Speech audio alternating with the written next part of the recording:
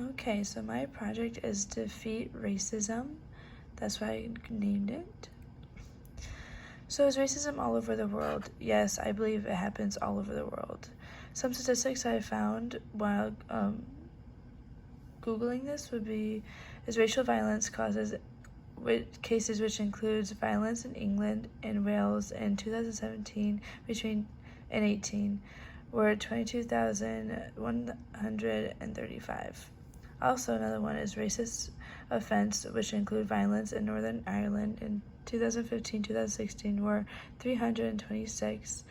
And lastly, the cases of racial physical violence in Italy was 2019 were 81. So it does happen everywhere, not just in the US where we hear it all the time.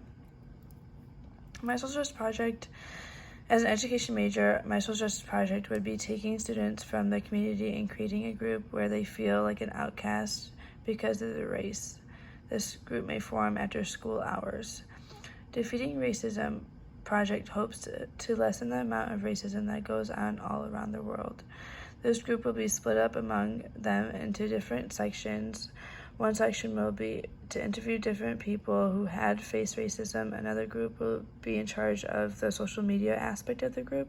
And the third group will research other groups out there who are trying to defeat racism all over the world. Eventually, we will all come together and make a documentary to put together for the world to see. Kind of like how we watched the one on Netflix. Impacting who? By doing this Defeat Racism social project, I hope to impact everyone, whether they are part of the mainstream race or if they are not. I wish to impact their lives and have them see/feel others to see what they have to go through. So like the Black Lives Matter movement, like that. Like you see all types of people there supporting one another. The purpose.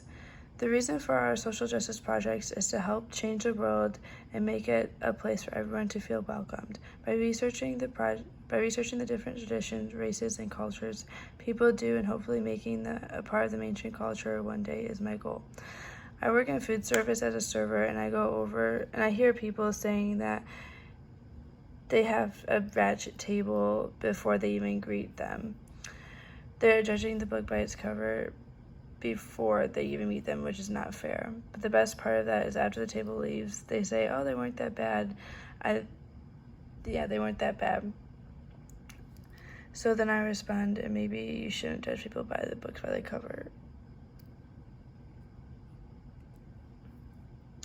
The reason I chose this topic was because of the videos and readings that we looked at throughout this course.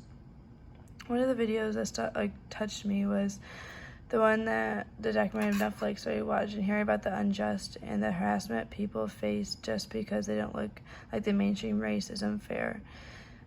In the video, it states that we may have taken the white sheets off, but they're still doing what they're doing.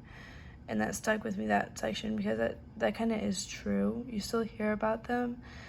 And, like, you can still see on the news or, like, little pops up, oh, like, they saw that, they saw this. Like, people still doing that, wearing the white sheets late at night. But that is true. We're still doing what we're doing, even though we're not wearing that out in public. Another example of why I chose this topic is because on page 151 of our book, it states that, unlike for white boys of whom physical maturity is often a social advantage, being black and big for your age places you at some psychological risk. 7-year-old black boys may be thought as of cute, but 14-year-old black boys are often perceived as dangerous, which is true. You get those 911 calls about, oh, suspicious black man just walking. But I think he's suspicious because he's older and he's black. Thirdly, in the video, White Like Me, it talks about having a black president, having the higher power in America, and appears to be that we have entered a time where we think we can have colorblindness, which isn't true. And that is true. I've learned in my other multicultural class that these people say they're colorblindness to that, but that isn't true, because we always want, like, to say that we are, but we're not, because we say that. We automatically say that. But we know the difference. We see the difference, and that's why we act different around them. The other ones that outside their courses are racism is experienced at many levels: internalized, interpersonalized, institutionalized, and structural. Interpersonal manifests of racism get a lot of our attention because they're more visible and visceral, but they're often just the superficial symptoms of broader symptoms with deeper root causes. Engaging in systems analyze can help students identify deeper causes and generate options for solutions. I like that because it goes deeper than just racism. There's different levels of that. Also, the other ones I looked up is Mental Health America describes racism as a combination of race-based prejudice and power, and notes that racialized trauma can come directly from other people and can be experienced within a wider system, which is true. Intersectionality shows us how some identities interconnect.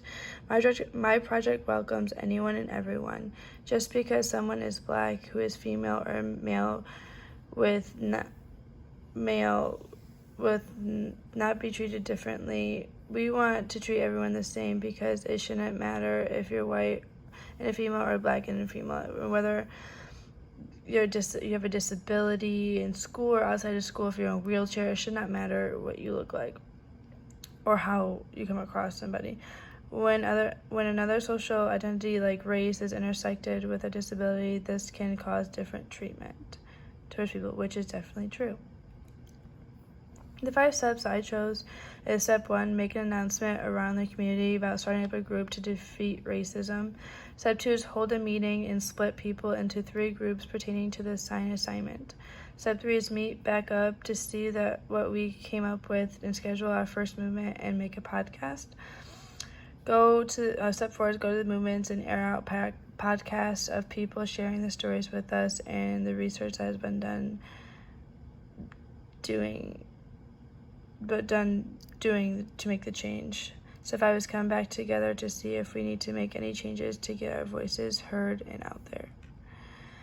This project addresses a code of ethics for education by not discriminating anyone in the classroom or in the school community. It gives students a voice that needs to be heard and share their stories to help inform others, like the teachers, to see how we can help them.